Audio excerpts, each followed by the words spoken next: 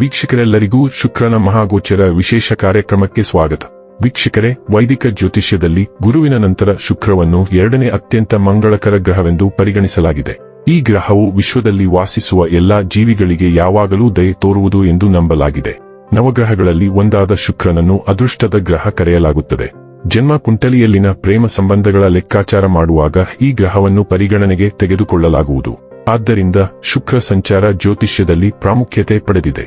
ಶುಕ್ರವು ಆನಂದ ಮತ್ತು ಸೌಂದರ್ಯದ ಆಕರ್ಷಣೀಯ ಗ್ರಹವಾಗಿದೆ. ವೈದಿಕ ಜ್ಯೋತಿಷ್ಯ ಶಾಸ್ತ್ರದ ಪ್ರಕಾರ ಯಾವುದೇ ವ್ಯಕ್ತಿಯು ತನ್ನ ಜಾತಕದಲ್ಲಿ ಶುಕ್ರನ ಬಲವಾದ ಸ್ಥಾನವನ್ನು ಹೊಂದಿದ್ದಾನೆ, ಅವನ ಅಥವಾ ಅವಳ ಜೀವನದಲ್ಲಿ ಎಲ್ಲಾ ರೀತಿಯ ಐಷಾರಾಮಿ ಮತ್ತು ಭೌತಿಕ ವಸ್ತುಗಳ ಸಂತೋಷಗಳನ್ನು ಅನುಭವಿಸುತ್ತಾನೆ ಮತ್ತು ಪಡೆಯುತ್ತಾನೆ. ಆದರೆ ಜಾತಕದಲ್ಲಿ ಶುಕ್ರನ ದುರ್ಬಲ ಸ್ಥಾನವು ಪ್ರೇಮ ಸಂಬಂಧಗಳಲ್ಲಿ ವೈಫಲ್ಯ, ವೈವಾಹಿಕ ಜೀವನದಲ್ಲಿ ಅಪಶ್ರುತಿ, ಕಣ್ಣುಗಳಿಗೆ ಸಂಬಂಧಿಸಿದ ಸಮಸ್ಯೆಗಳನ್ನು ಮಾತ್ರ ನೀಡುತ್ತದೆ. ಜ್ಯೋತಿಷ್ಯ ಶಾಸ್ತ್ರದ ಪ್ರಕಾರ ಶುಕ್ರ ಗ್ರಹವು ಇದೇ ವರ್ಷ 2025 ಆಗಸ್ಟ್ ತಿಂಗಳಿನ 20ನೇ ತಾರೀಕಿನ ದಿನ ಮಧ್ಯರಾತ್ರಿ 1:19 ಕಟಕ ರಾಶಿಯನ್ನು ಪ್ರವೇಶಿಸಲಿದೆ. ಶುಕ್ರನು ಸೆಪ್ಟೆಂಬರ್ ತಿಂಗಳಿನ 15ನೇ ತಾರೀಕಿನವರೆಗೆ ಕಟಕ ರಾಶಿಯಲ್ಲಿ ಇರುತ್ತಾನೆ. ಜ್ಯೋತಿಷ್ಯ ಶಾಸ್ತ್ರದಲ್ಲಿ ಶುಕ್ರ ಗ್ರಹವು ಹಣ, ಐಶ್ವರ್ಯ, ವೈಭವ, ಸಮೃದ್ಧಿ, ಬೌದ್ಧಿಕ ಸುಖವನ್ನು ಕರುಣಿಸುವ ಗ್ರಹ ಎಂದು ಕರೆಯಲಾಗುತ್ತದೆ.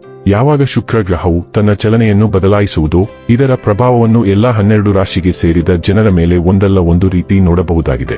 ಶುಕ್ರ ಗ್ರಹವು ಪ್ರತಿ 23 ರಿಂದ 27 ದಿನಗಳಿಗೆ ಒಮ್ಮೆ ತನ್ನ ಸಂಚಾರವನ್ನು ಬದಲಾಯಿಸುವುದು. ಶುಕ್ರನ ಪ್ರತಿಯೊಂದು ಸಂಚಾರವು ಜೀವನದಲ್ಲಿ ಮಹತ್ವಪೂರ್ಣವಾದ ಬದಲಾವಣೆಯನ್ನು ತರುವುದು ಎಂದು ಹೇಳಲಾಗುತ್ತದೆ. ಹಾಗಾದರೆ ಬನ್ನಿ, ಇಲ್ಲಿ ಶುಕ್ರನ ಕರ್ಕಾಟಕ ರಾಶಿಯಲ್ಲಿ ಈ ಗೋಚರ ಇಲ್ಲಿ ಪ್ರತ್ಯೇಕವಾಗಿ ಧನು ರಾಶಿಯ ಜಾತಕದ ಪಾಲಿಗೆ ಹೇಗೆ ಸಾಬೀತಾಗಲಿದೆ, ಯಾವೆಲ್ಲ ಫಲಗಳು ಇಲ್ಲಿ ನಿಮಗೆ ಲಭಿಸಲಿವೆ ಮತ್ತು ಯಾವ ವಿಷಯವಾಗಿ ಇಲ್ಲಿ ನೀವು ವಿಶೇಷ ಎಚ್ಚರಿಕೆ ಹೊಂದಿರಬೇಕು ಅನ್ನೋದನ್ನ ನೋಡೋಣ. ಎಂದಿನಂತೆ ನಮ್ಮ ವಿನಂತಿ ಎಂದರೆ, ನೀವಿನ್ನೂ ನಮ್ಮ ಚಾನೆಲ್ ಅನ್ನು ಸಬ್ಸ್ಕ್ರೈಬ್ ಮಾಡಿಲ್ಲವೆಂದರೆ ದಯವಿಟ್ಟು ಈಗಲೇ ನಮ್ಮ ಚಾನೆಲ್ ಅನ್ನು ಸಬ್ಸ್ಕ್ರೈಬ್ ಮಾಡಿ. ಹಾಗೆ ನಿರಂತರ ವಿಡಿಯೋ ಅಪ್ಡೇಟ್ಸ್ಗಳಿಗಾಗಿ ತಪ್ಪದೇ ಪಕ್ಕದ ಬೆಲ್ ಐಕಾನ್ ಬಟನ್ ಕೂಡ ಕ್ಲಿಕ್ ಮಾಡಿ.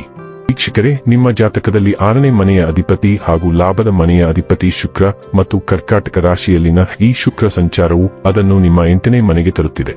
ಲಾಭದ ಮನೆಯ ಅಧಿಪತಿಯಾಗಿ ಶುಕ್ರ 8ನೇ ಮನೆಗೆ ಚಲಿಸುವುದರಿಂದ ಅನಿರೀಕ್ಷಿತ ಲಾಭಗಳು ಉಂಟಾಗಬಹುದು. ಲಾಭಗಳು ಸ್ಥಿರವಾಗಿಲ್ಲದಿದ್ದರೂ ಸಹ ನೀವು ಇನ್ನೂ ಪ್ರಯೋಜನಗಳನ್ನು ಪಡೆಯುತ್ತೀರಿ.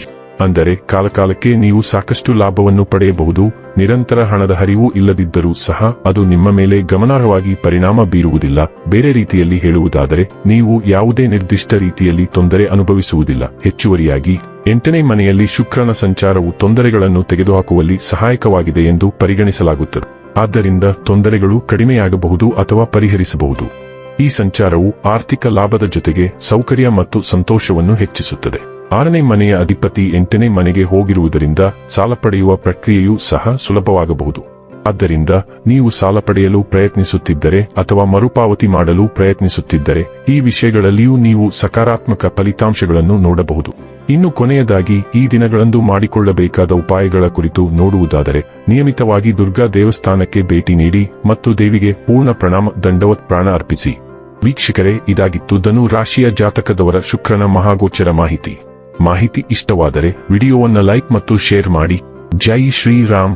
ಕಾಮೆಂಟ್ ಬಾಕ್ಸ್ನಲ್ಲಿ ಬರೆಯಿರಿ. ಹಾಗೆ ಚಾನೆಲ್ ಸಬ್ಸ್ಕ್ರೈಬ್ ಮಾಡುವುದರ ಜೊತೆಗೆ ನಿರಂತರ ವಿಡಿಯೋ ಅಪ್ಡೇಟ್ಸ್ಗಳಿಗಾಗಿ ಪಕ್ಕದ ಬೆಲ್ ಐಕಾನ್ ಕ್ಲಿಕ್ ಮಾಡಿ.